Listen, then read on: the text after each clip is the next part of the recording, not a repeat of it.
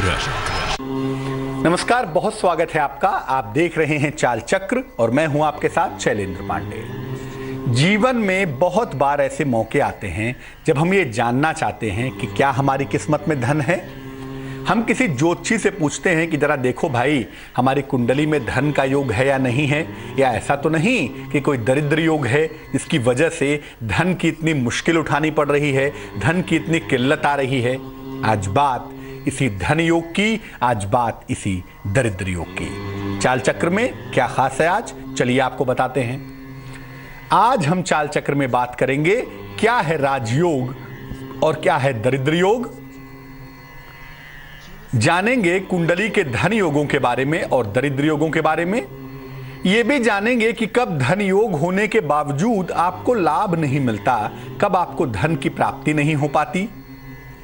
कुंडली में अगर दरिद्र योग है तो उस दरिद्र योग से कैसे बचाव करें, आज इस पर भी चर्चा होगी आपके साथ। इसके अलावा ये जानेंगे आपकी राशियों की क्या है सटीक भविष्यवाणी और क्या है आज का शुभ पहर।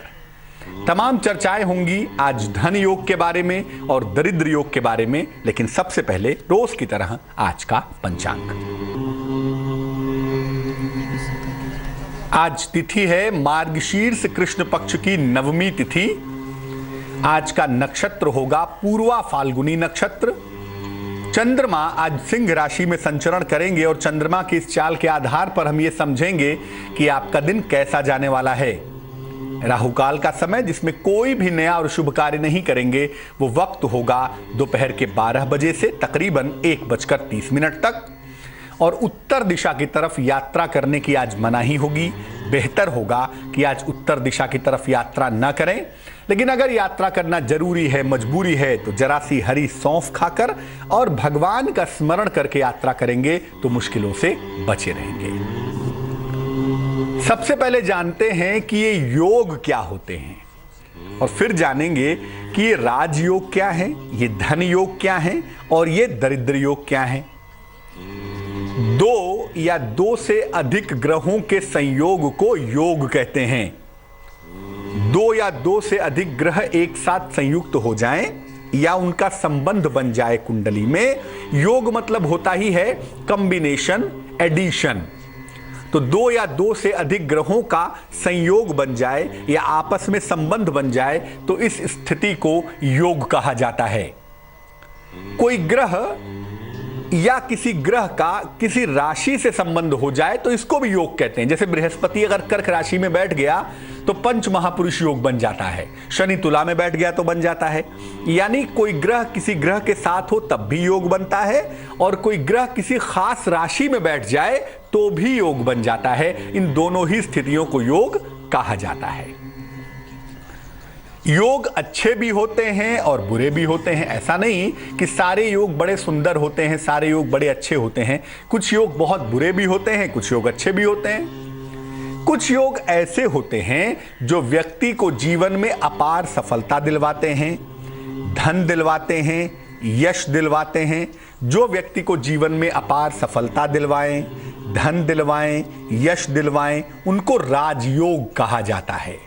राजयोग का मतलब ये नहीं कि आप राजा हो जाएंगे। राजयोग का मतलब कि आपको राजा के समान सुख की प्राप्ति होगी, जीवन में आपके आनंद रहेगा, जीवन में आप चैन से रहेंगे। आजकल सबसे बड़ी चुनौती यही है, इसी को राजयोग कहते हैं। जो आपको जीवन में धन दे, मान सम्मान दे, सफलता दे, यश दे, ऐसे तमाम योगों को राजयोग कहा जाता है।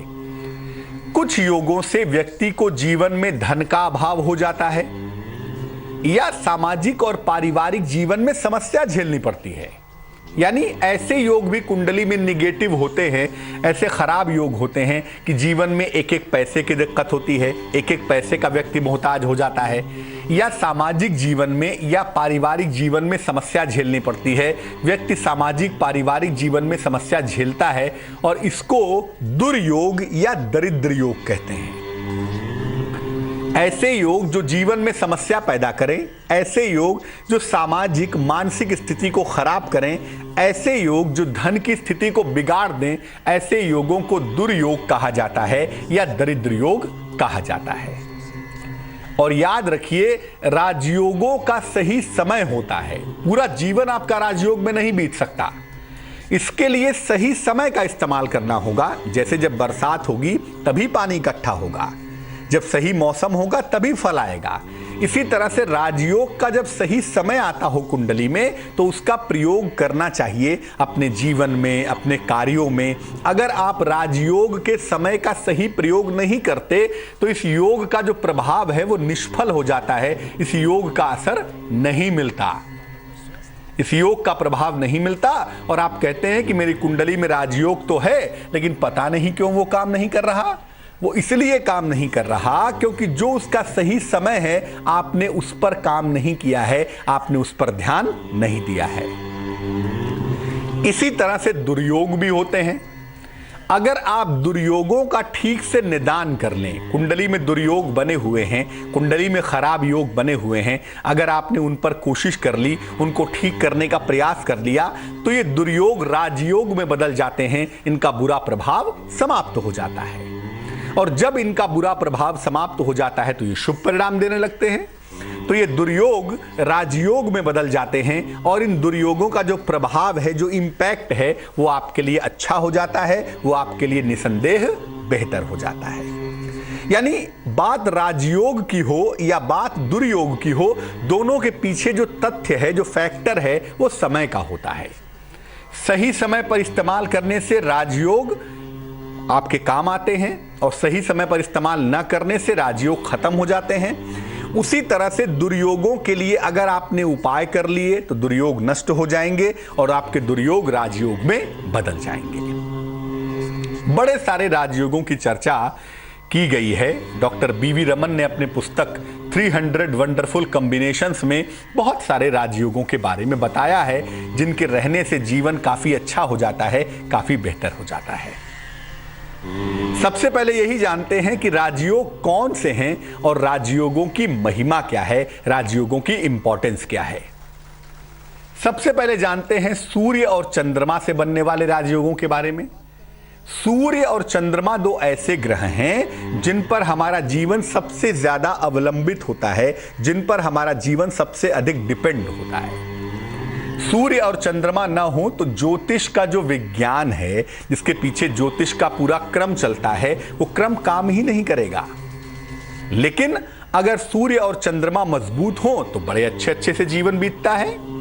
सूर्य और चंद्रमा से जो राजयोग बनते हैं वो बनते हैं अनफा, सुनफा और दुर्धरा। ये चंद्रमा से बनने वाले 3 राजयोग हैं, अनफा, सुनफा और दुर्धरा। और सूर्य से 3 राजयोग बनते हैं वेशी, वाशी और उभयचारी। इनमें से योग अगर आपकी कुंडली में हैं तो इनको हम राजयोगों की श्रेणी में रखेंगे और ये राजयोग आपके जीवन को यकीनन बेहतर बना देंगे, आपके जीवन को यकीनन अच्छा कर देंगे। एक राजयोग तो सूर्य चंद्रमा से बनते हैं। दूसरा राजयोग बनता है सामान्य ग्रहों से। इसको कहते हैं पंच महापुरुष योग। पंच महापुरुष योग क्या है? पंच महापुरुष 5 ग्रहों से मिलकर बनता है। 5 अलग अलग ग्रह पंच महापुरुष योग बनाते हैं। एक है हंस नामक महापुरुष योग, एक है भद्र, एक है मालव्य, एक है रूचक और एक है शश। हंस महापुरुष योग बनता है बृहस्पति से। प्रचंड राजयोग है ये, बहुत मजबूत राजयोग होता है। दूसरा बनता है भद्र नामक राजयोग। भद्र नामक राजयोग बनता है बुध नामक ग्रह से। कुंडली में बुध की खास स्थिति होने पर भद्र नामक राजयोग बनता है। तीसरा राजयोग है मालव्य नामक राजयोग और मालव्य योग बनता है शुक्र से। शुक्र की मजबूत स्थितियों से मालव्य नामक राजयोग कुंडली में बन जाता है। चौथा पंच महापुरुष योग बनता है रूचक। रूचक बनता है मंगल से। मंगल की कुछ खास स्थितियां होती हैं जिन स्थितियों से कुंडली में रूचक नामक राजयोग बनता है। और 5वां पंच महापुरुष योग होता है शश नामक योग, जो शनि से बनता है। शनि की कुछ खास स्थितियां होती हैं तो कुंडली में शश महायोग जैसी स्थिति बन जाती है। यानी अगर पंच महापुरुष योग भी कुंडली में है तो ये एक प्रबल राजयोग है, और अगर ये राजयोग कुंडली में है तो आपको जीवन में धन का, मान सम्मान का, चैन से रहने का मामला परेशान नहीं करेगा।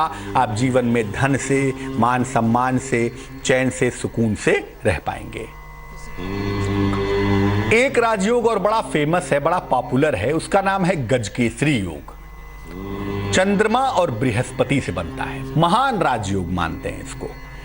राजयोगों की श्रेणी में अगर टॉप 3 राजयोग देखें तो उसमें से नंबर 1 या नंबर 2 पर अगर किसी को रखेंगे तो उसको गजकेसरी योग कहते हैं। ये योग चंद्रमा और बृहस्पति के आपसी संबंध से बनता है, और अगर ये योग कुंडली में है तो आप शासक बनेंगे, आप प्रशासक बनेंगे, आप बहुत ज़्यादा धनवान बनेंगे, आपको जीवन में सामान्यतः कोई अभाव नहीं होगा और जीवन में तमाम मुश्किलें आपको परेशान नहीं करेंगी। चंद्रमा बृहस्पति का योग एक प्रचंड गजकेसरी योग माना जाता है।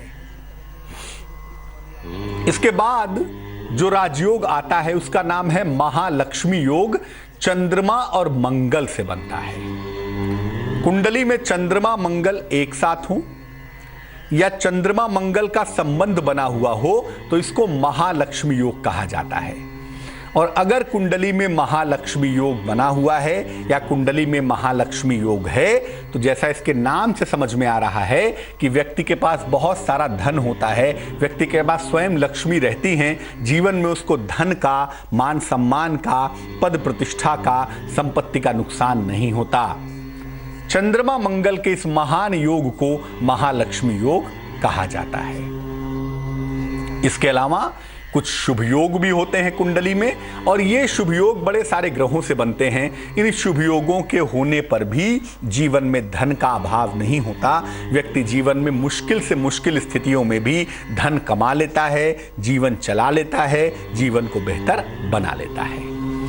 तो हमने आपको तमाम, हालांकि और भी बहुत सारे राजयोग हैं, श्रीनाथ योग है, मालिका योग है, बड़े सारे राजयोग होते हैं, लेकिन हमने आपको बेसिक राजयोगों के बारे में बताया जिनके कुंडली में पाए जाने से धन की मुश्किल नहीं होती, मान सम्मान की मुश्किल नहीं होती, कार्य की मुश्किल नहीं होती। तो राजयोगों के बाद अब ये जानते हैं कि कुंडली में कौन से दुर्योग होते हैं या कौन से दरिद्र योग होते हैं जिनके रहने पर व्यक्ति को जीवन में तकलीफ उठानी होती है। सबसे पहले जानिए चंद्रमा से बनने वाले दुर्योग कौन से हैं। चंद्रमा से बनने वाला पहला दुर्योग है केमद्रुम योग और दूसरा है ग्रहण योग। केमद्रुम योग का मतलब होता है जब चंद्रमा कुंडली में आइसोलेटेड हो, जब चंद्रमा कुंडली में अकेला बैठा हुआ हो तो इस स्थिति को कहा जाता है केमद्रुम योग। और जब कुंडली में केमद्रुम योग होता है तो निश्चित रूप से आप देखेंगे कि व्यक्ति को जीवन में दरिद्रता का सामना करना पड़ता है, मानसिक और शारीरिक बीमारियां उसको परेशान करती हैं और तमाम तरह की समस्याओं में पड़ा रहता है। दूसरा है ग्रहण योग। अगर कुंडली में ग्रहण योग भी बना हुआ है, अगर कुंडली में चंद्रमा का ग्रहण योग है तो भी व्यक्ति को जीवन में मुश्किलें बेहद परेशान करती हैं, बहुत तकलीफ में डालती हैं। यानी चंद्रमा से 2 योग बनते हैं, एक बनता है केमद्रुम योग, एक बनता है ग्रहण योग। और अगर इसमें से कोई भी योग कुंडली में है तो धन को लेकर, मान सम्मान को लेकर, संपत्ति को लेकर आपको मुश्किलें उठानी पड़ेंगी। सूर्य से बनने वाला योग कौन सा है? सूर्य से बनने वाला योग है राजभंग योग। जैसा कि नाम से समझ में आ रहा है कि सूर्य से अगर राजभंग योग बनता है तो जीवन में निश्चित रूप से आप राजा रहते रहते एक दिन सड़क पर हो जाते हैं, आपका राज्य चला जाता है, आप बेहद दरिद्र हो जाते हैं, बेहद मुश्किल में आ जाते हैं, आपके द्वारा किया गया कार्य सब नष्ट हो जाता है, आपके पास धन नहीं रहता, आपके पास मान सम्मान नहीं रहता। ये जो राजभंग योग है ये आपके जीवन में मुश्किलें बढ़ा देता है। इसके बाद अपयश योग होता है, सूर्य से बनता है। अगर सूर्य से अपयश योग बन रहा है कुंडली में तो धन की बात तो छोड़िए, सबसे पहले बदनामी से बचिए, सबसे पहले अपयश से बचिए, क्योंकि अपयश की स्थितियां कुंडली में बहुत ज़्यादा और बहुत जल्दी बन सकती हैं आपके, अगर कुंडली में सूर्य से ये खराब योग बन रहा है तो। बृहस्पति से भी दुर्योग बनता है, बृहस्पति से भी खराब योग बनता है और इस योग को कहते हैं चांडाल योग। चांडाल योग को ज्योतिष के टॉप 3 बुरे योगों में से एक योग कहा जा सकता है। अगर कुंडली में बृहस्पति और राहु एक साथ बैठे हैं तो इसको चांडाल योग कहा जाएगा। और अगर कुंडली में चांडाल योग है तो जीवन में धन की मुश्किलें तो होती ही होती हैं। व्यक्ति जीवन में परेशान लगातार बना रहता है, किसी न किसी कारण से उसकी परेशानियां लगातार चलती रहती हैं। बृहस्पति से दरिद्र योग भी बनता है और बृहस्पति जब दरिद्रता देता है तो आदमी पैसे को मोहताज हो जाता है, एक एक पैसे को लेके तकलीफ में आ जाता है, एक एक पैसे को लेके परेशान हो जाता है। शनि से जो दुर्योग बनता है उसका नाम है नंदी योग। शनि और राहु अगर एक साथ कुंडली में बैठ जाएं तो इसको नंदी योग कहा जाता है। ऐसा योग होने पर धन का बड़ा नुकसान होता है। जीवन में धन की मुश्किल तो खैर बहुत नहीं आती, लेकिन फिर भी धन के बड़े नुकसान से व्यक्ति जूझता रहता है। कभी 20 लाख बर्बाद हो रहा है, कभी 40 लाख, कभी 50 लाख। व्यक्ति के पैसे बहुत बर्बाद होते हैं अगर कुंडली में नंदी योग बनता है तो। और शनि से भी दरिद्र योग बनता है, शनि से शकट योग भी बनता है। और अगर दरिद्र योग कुंडली में बनता हो तो और शनि की वजह से बनता हो तो व्यक्ति बहुत ज़्यादा संघर्ष करता है। एक एक पैसा कमाने के लिए व्यक्ति को जीवन में बहुत सारी मुश्किलें उठानी पड़ती हैं और शनि इस योग को बढ़ा देता है। इसलिए व्यक्ति बहुत ज़्यादा संघर्ष करता है, तब जाकर जीवन उसका आगे बढ़ पाता है। राहु और केतु से भी बुरे योग बनते हैं, निगेटिव योग बनते हैं, जिसमें से एक है ग्रहण योग।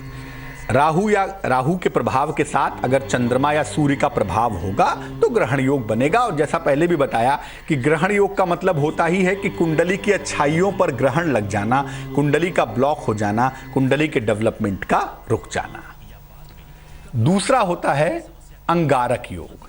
अंगारक योग मंगल और राहु से बनता है और अगर ये योग बने तो बहुत बुरा होता है।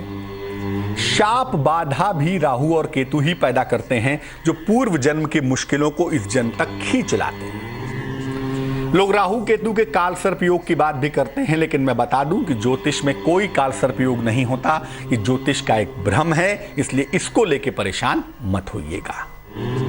काल सर्प योग को लेके कभी चिंता ना करें, क्योंकि ये योग कुछ होता ही नहीं है।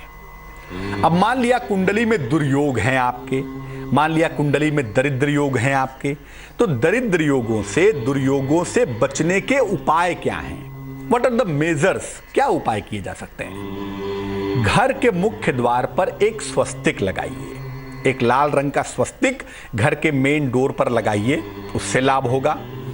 याद रखिए, माता पिता का सम्मान बहुत महत्वपूर्ण है। अगर आप दुर्योगों से बचना चाहते हैं, माता पिता का और जीवन साथी का सम्मान कीजिए। 3 धातु का छल्ला, सोना, चांदी और तांबा कितनी भी मात्रा में हो, इसको बनवा के मिडिल फिंगर में पहनिए, राइट हैंड की, इससे लाभ होगा। और नहीं तो सोने, चांदी और तांबे का कड़ा बनवाकर दाहिनी कलाई में पहनिए, उससे भी लाभ होगा। 3 धातु का प्रयोग करने से दुर्योग बहुत हद तक डाउन हो जाते हैं, दुर्योग बहुत हद तक नष्ट हो जाते हैं। दुर्योगों को दूर करने के लिए एक पुस्तक आती है, उसका नाम है गजेंद्र मोक्ष। श्रीमद् भागवत का एक हिस्सा है गजेंद्र मोक्ष, इसका पाठ जरूर करिए। किसी भी दुर्योग से बचने के लिए गजेंद्र मोक्ष का या अपराजिता स्तोत्र का पाठ करना चाहिए। इसका पाठ करने से कुंडली के जो दुर्योग हैं, जो निगेटिव योग हैं, निश्चित रूप से नष्ट हो जाते हैं। और अगर धन की दरिद्रता बहुत ज्यादा है, अगर धन को लेके मुश्किलें बहुत ज़्यादा हैं, धन को लेके बहुत ज़्यादा मुश्किलें परेशान कर रही हैं, तो कनक धारा स्तोत्र का पाठ करने से धन की मुश्किलें दूर होती हैं, धन की समस्याएं कम हो जाती हैं। आगे आप चाल चक्र में जान पाएंगे आज अपनी राशियों की सटीक भविष्यवाणी, कैसे आप अपने दिन को बेहतर बनाएंगे, आज का शुभ पहर क्या होगा और शुभ पहर का खास उपाय क्या होगा। ये तमाम बातें अब हम आपको बताएंगे। तो चलिए तैयार हो जाइए ये जानने के लिए कि आज आपका दिन कैसा जाने वाला है। शुरुआत करते हैं राशियों के हाल की, राशियों के सटीक भविष्यवाणी की, और सबसे पहले बात करेंगे मेष राशि की। मेष राशि, किसी प्रियजन से भेंट होने के संकेत हैं, धन लाभ होता हुआ भी दिखाई दे रहा है। जीवन साथी के साथ विवादों से बचाव करें तो बेहतर रहेगा। शुभ रंग जिसका प्रयोग करेंगे वो होगा सफेद और भाग्य आपका साथ निभाएगा तकरीबन 77% यानी कि 77%। वृष राशि टॉरस, अगर कोई पारिवारिक समस्या है, कोई पारिवारिक मुश्किल है तो इस दौर में दूर होती हुई दिखाई दे रही है। आपके तमाम रुके हुए काम भी पूरे हो रहे हैं, तमाम रुके हुए काम पूरे हो जाएंगे। इस समय कोशिश करने से आपकी नौकरी में प्रमोशन की संभावना है, नौकरी में पदोन्नति के संकेत भी दिखाई दे रहे हैं। शुभ रंग जिसका प्रयोग करेंगे वो होगा धानी और भाग्य आपका साथ निभाएगा तकरीबन 71%। मिथुन राशि जेमिनाई, खान पान का बहुत ध्यान रखें, पेट खराब हो सकता है, सेहत बिगड़ सकती है। कोई बड़ा आर्थिक लाभ भी आपको होता हुआ दिखाई दे रहा है जिससे आपको लाभ जरूर होगा।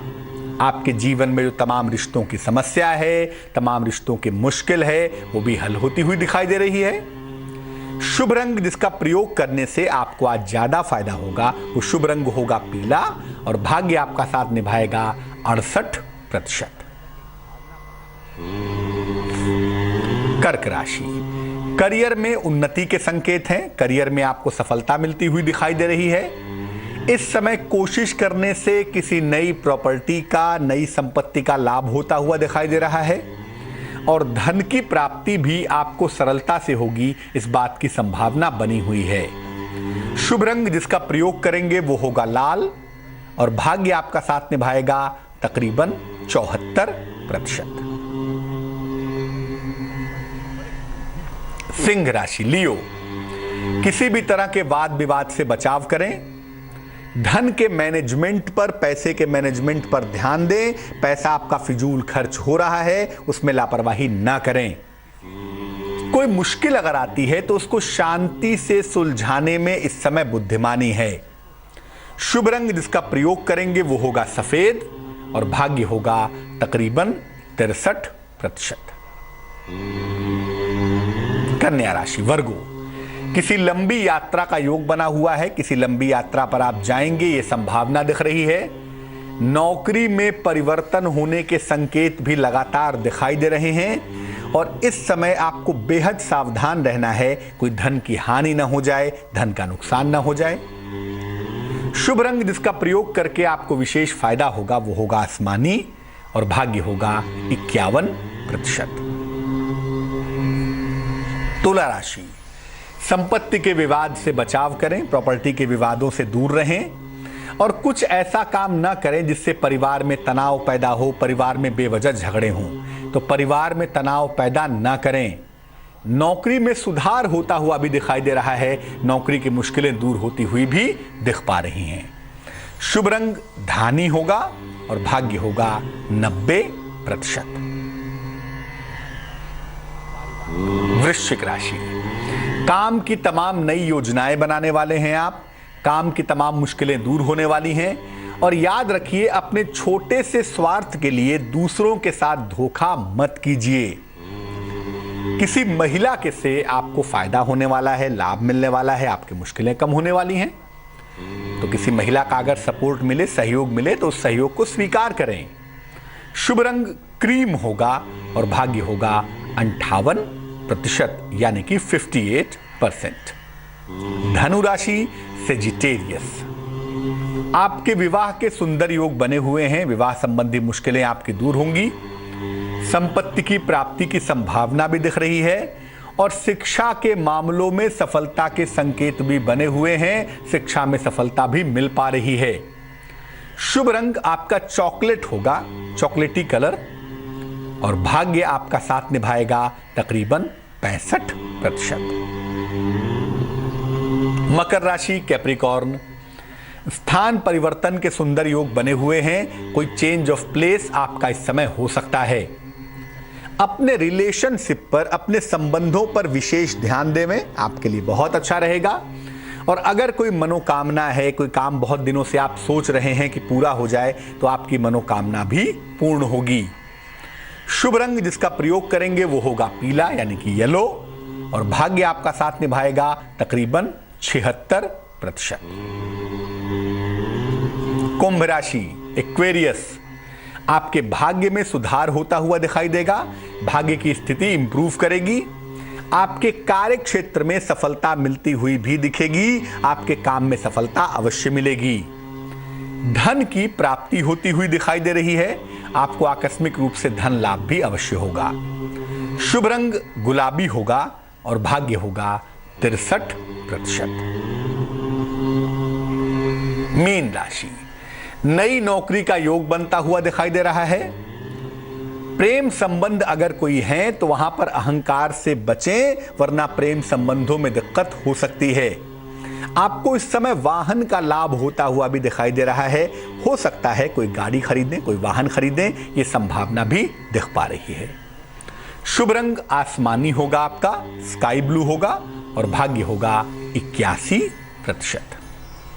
तो आज हम बात कर रहे हैं दरिद्र योग और राजयोगों के बारे में, और आपको हमने बताया कि कौन कौन से राजयोग अगर कुंडली में पाए जाएं। सूर्य के राजयोग, चंद्रमा के राजयोग, बृहस्पति का राजयोग, मंगल और चंद्र का राजयोग, यानी बेहद खास तरह के राजयोग जो अगर कुंडली में हैं तो जीवन में धन का अभाव नहीं होता, उल्टे व्यक्ति को मान सम्मान की प्राप्ति होती है। उसी तरह से अगर कुंडली में दरिद्र योग हो तो व्यक्ति को जीवन में मुश्किलें बहुत होती हैं, धन के लिए तरसना पड़ता है और धन की मुश्किलें उसको काफी हद तक उठानी पड़ती हैं। तो दोनों तरह के योग अगर कुंडली में हैं तो आपको समय का ध्यान रखना होगा, किस समय पर वो योग काम करते हैं उसका ध्यान रख के उसके हिसाब से काम करना पड़ेगा। एक दर्शक जुड़ रही हैं हमारे साथ, नीलम जी हैं गाजियाबाद से, उनसे बात करते हैं। नीलम जी बताइए। नमस्ते पंडित जी। नमस्कार जी, मेरे जन्म मोबाइल से डेट है 1980। तारीख और महीना क्या है? महीना 29 अप्रैल, 29 मई 29 मई 1980। जी। समय क्या है? समय रात का है। रात में कितने बजे, अनुमान बताइए। नहीं वैसे मैं टाइम ठीक से याद नहीं है। टाइम आपको ठीक से पता नहीं है। 1 से 9 के बीच में कोई संख्या बोलिए। 5। पूछिए क्या प्रश्न है बहन जी। मेरे 4-5 साल से सेहत सही नहीं रहती। एक तो मतलब पेट सही नहीं रहता, गैस कब्ज और वो एलर्जी, स्किन एलर्जी, जुकाम उखाम, मतलब धूल मिट्टी से एलर्जी, ये सभी प्रकार की समस्या हो जाती है। जो अंक आप बता रही हैं और जो इस समय का प्रश्न बन रहा है वो साफ तौर से कह रहा है कि आपके जीवन में बुध की कमजोरी हो गई है, आपका बुध कमजोर है और बुध के कमजोर होने की वजह से समस्या पैदा हो रही है। बृहस्पति खराब है और बुध कमजोर है, ऐसी दशा में बृहस्पति की समस्या भी ठीक नहीं हो पा रही है। जैसे एलर्जी की समस्या है, स्किन की प्रॉब्लम है, बार बार कोल्ड एंड कफ की समस्या हो जाती है। इसके पीछे अमूमन मरकरी होता है, अमूमन बुध होता है। बुध कमजोर है और डाइजेशन की दिक्कत है, यानी बृहस्पति भी कमजोर है तो बुध उसको संभाल नहीं पा रहा है, कहीं ना कहीं आपको मुश्किलें परेशान कर रही हैं। ये समस्या दरअसल बुध और बृहस्पति की मिलीजुली समस्या है, जिसकी वजह से आप लगातार परेशान होती दिखाई दे रही हैं। अगर हम बुध को बेहतर कर दें तो आपके स्वास्थ्य की समस्याओं के समाप्त होने की स्थिति बन जाएगी, आपका स्वास्थ्य बेहतर हो जाएगा और आपकी मुश्किलें धीरे धीरे कम होती चली जाएंगी। 2 उपाय आप करें। सुबह और शाम दोनों समय एक मंत्र पढ़िए। मंत्र होगा ओम नमो भगवते वासुदेवाय। भगवान कृष्ण का मंत्र है ओम नमो भगवते वासुदेवाय। इस मंत्र का 108 बार सवेरे और 108 बार शाम को जप करना आपके लिए बेहद शुभ होगा, बहुत अच्छा होगा। और दूसरा काम ये कर लीजिए, एक पन्ना बनवा लीजिए, 6-7 रत्ती का पन्ना, चांदी की अंगूठी में, सीधे हाथ की छोटी उंगली में, बुधवार की शाम को आप धारण कर लीजिए। तो एक पन्ना पहन लीजिए, ओम नमो भगवते वासुदेवाय इस मंत्र का जप करिए। कोशिश करिए कि भोजन में अनाज कम खाया जाए, हरे फल और हरी सब्जियां ज्यादा खाई जाएं। अगर आप ऐसा करें तो हम उम्मीद करते हैं कि आपका स्वास्थ्य 2 से 3 महीनों के अंदर इंप्रूव करना शुरू कर देगा। एक दर्शक जुड़ रही हैं शिमला से हमारे साथ, मीरा हैं, उनसे बात करते हैं। मीरा जी बताइए। प्रणाम पंडित जी। नमस्कार। मैं अपनी बेटी के बारे में पूछना चाहती हूँ जी। उसका जन्म है 2 नवंबर 1993 और समय क्या है? रात के 11:55 पर। और कहाँ पे जन्म हुआ है? शिमला में जी। क्या जानना चाहती हैं बेटी के बारे में? उसका ये स्वास्थ्य भी ठीक नहीं रहता, और वो बीडीएस कर रही है, क्या सरकारी जॉब लगेगी उसकी? आपकी पुत्री की जो कुंडली हमारे पास बन पाती है, ये बनती है कर्क लग्न की, और आपकी बेटी की राशि बनती है वृषभ राशि। आपकी बेटी की इस समय महादशा चल रही है राहु की, और आपकी बेटी की जो अंतरदशा चल रही है वो चल रही है चंद्रमा की। तो वक्त तो आपकी बेटी का ठीक है, लेकिन स्वास्थ्य में थोड़ी समस्या दिख रही है, क्योंकि चंद्रमा केतु के साथ बैठा हुआ है, केतु से पीड़ित है, और चंद्र का केतु के साथ संबंध होने पर कोल्ड कफ की समस्या, मानसिक समस्या, पाचन तंत्र, पेट की समस्या, ये व्यक्ति को काफ़ी परेशान करती है। इसका ध्यान आपको अपनी बेटी के लिए ज़रूर रखना होगा, इसमें लापरवाही नहीं करनी होगी, पहली बात। दूसरी बात यह है कि आप अपनी बेटी को ये बता दें कि अगर वो ईमानदारी से तैयारी करे, अगर ईमानदारी से कंपटीशन दे, तो आपकी बेटी को 2017 के आखिर में या 2018 में, यानी मंगल की अंतरदशा में, आपकी बेटी को गवर्नमेंट जॉब मिलने की संभावना बन सकती है, राजकीय सेवा में वो जा सकती हैं। तो कहीं ना कहीं कुंडली में अच्छे योग हैं, सुंदर योग हैं, सफलता की संभावना काफ़ी बढ़िया है, चिंता की आवश्यकता नहीं है। हमें केवल इनके स्वास्थ्य के पक्ष को बेहतर करना होगा, और इनके स्वास्थ्य के पक्ष को बेहतर करने के 2 उपाय मैं आपको बता रहा हूं। एक, इनको मोती पहना दें, तकरीबन 12-14 रत्ती की मोती चांदी की अंगूठी में, सीधे हाथ की छोटी उंगली में, सोमवार की रात्रि को पहनाना इनके लिए बहुत अच्छा होगा। एक मोती जरूर पहनाएं, और साथ ही साथ इनको कहें कि सुबह शाम दोनों समय नमः शिवाय का जप करें।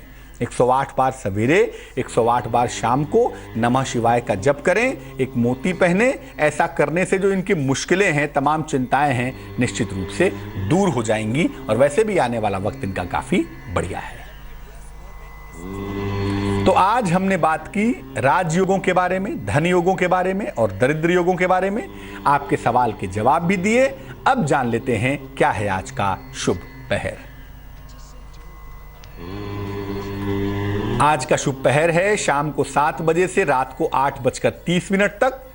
इस समय में घर में सुगंधित धूप बत्ती जलाएं, सुगंधित अगरबत्ती जलाएं, घर को सुगंधित बनाएं। अगर आप ऐसा करें तो आपकी जो नकारात्मक चिंताएं हैं, जो निगेटिव टेंडेंसी हैं, निश्चित रूप से दूर होंगी। आपका मन प्रसन्न होगा, आपका मन आनंदित होगा। लेकिन ऐसा करेंगे शुभ पहर में ही, और शुभ पहर का समय फिर से नोट कर लें, शाम को 7 बजे से रात को 8:30 तक। तो आज के लिए चाल चक्र में बस इतना ही।